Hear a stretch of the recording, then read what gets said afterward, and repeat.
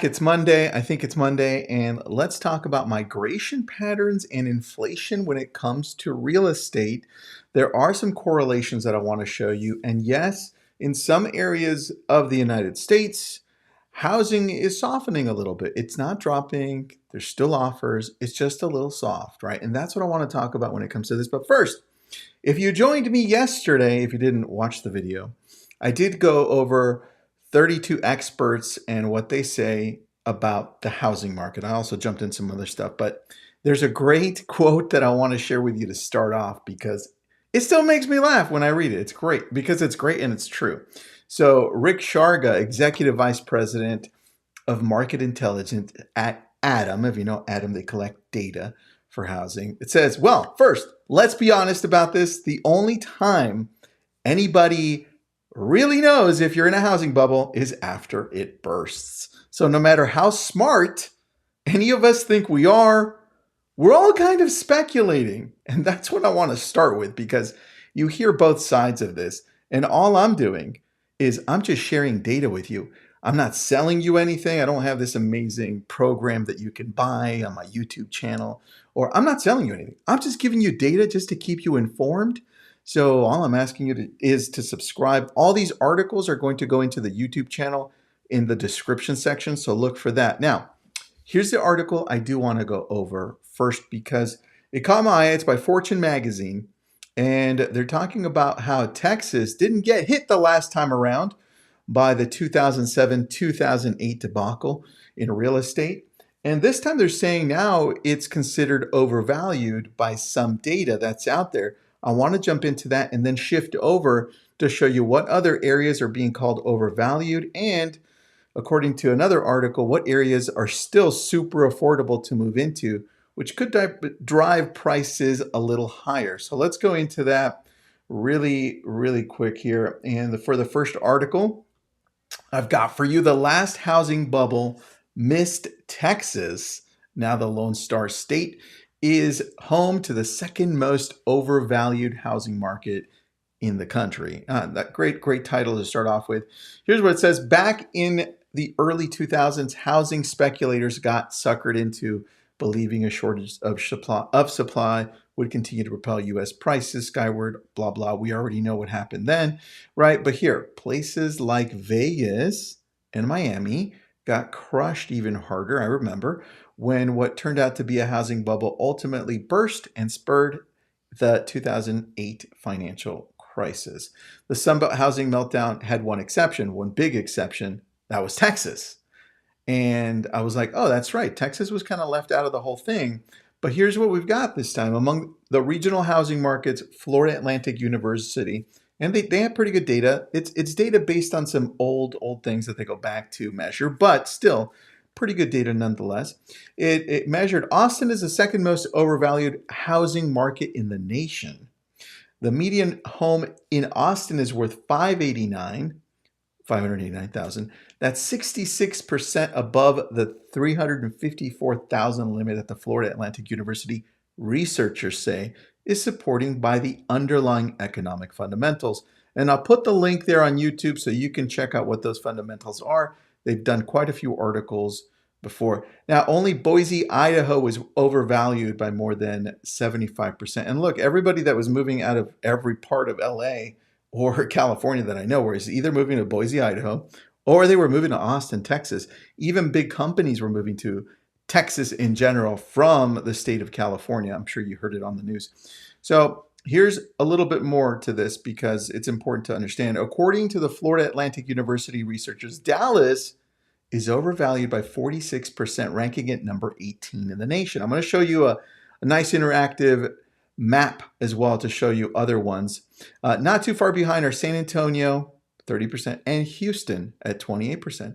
So what's going on? They say the Lone Star State has greatly benefited from the pandemic spurred work from home migration, which we just talked about. And you can see here, I didn't highlight it, but it says Hewlett Packard Enterprise, Oracle, and Tesla were some of the ones that relocated as well. Now, I want to show you the interactive map really quick, just to go through with you.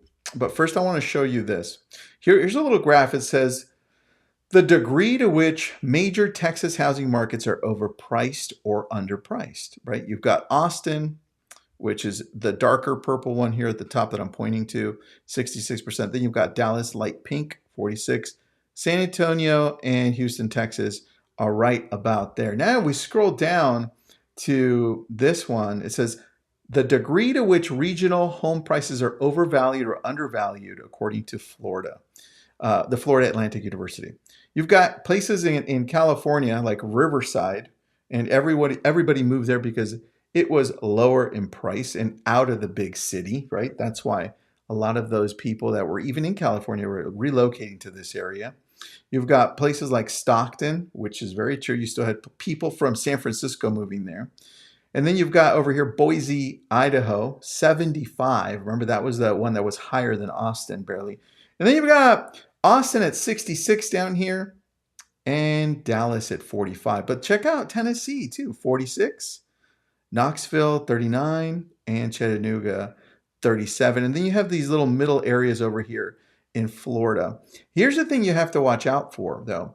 And I know Redfin did a great job of this because they actually mapped out and said, hey, there's a correlation here to from where people are moving to, especially from cities like San Francisco and Seattle and LA, and they're buying homes in areas that are significantly less valued.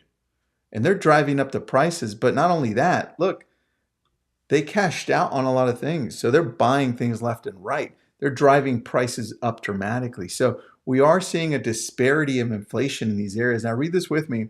It says the relationship between migration and inflation increased in 2021. The relationship between migration and inflation has strengthened significantly as more people relocate from expensive coastal cities to more affordable metro areas. Now you have to watch out for that because towards the end of the year, we may see some of that come back to us.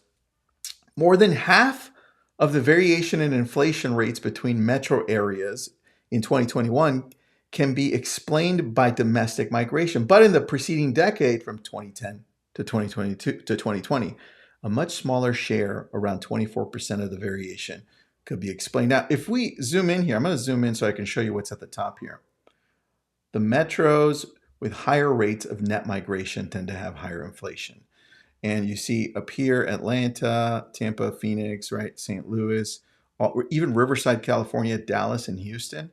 Those are the things we have to watch out for because now as we get into whatever is next, which like I said, I don't know what's next. It just shows that we're slowing down a little bit in some areas. In some areas, we're still seeing multiple offers. What's going to happen is now these areas that have higher inflation because interest rates are going up, they're going to start now coming down in certain areas and saying, hey, and we're already seeing it. Like Atlanta is slowing down a little bit. Parts of DC, Maryland now, not as many multiple offers, but in some parts of Southern California, it's still hot. Southern Florida, like Miami, absolutely hot. So these other areas may not necessarily slow down. If we start seeing a bigger slowdown, it could be in these higher inflated areas and not everyone. There's just some correlation, and I wanted to share that with you because it's important. Now, let's go to the affordability one because it was a great article, again, by Redfin. It says, here are 8 U.S. migration hotspots where homes are still relatively affordable, which means we could start seeing these areas go up in value as well, even throughout this whole process of people saying, hey, we're in a down market, which is not necessarily the case. Here, it says the typical home in Virginia Beach, that's one of them, the 15th most popular destination for buyers moving to a different metro, sold for $315,000 in April. That's a great average. That just shows you that it's well below the national average of $424,000. And then you have other areas. Here it says, right underneath, it says, next come a pair. I'll highlight it for you so you can read it with me. It says, next come a pair of Texas metros that rank 9th and 10th.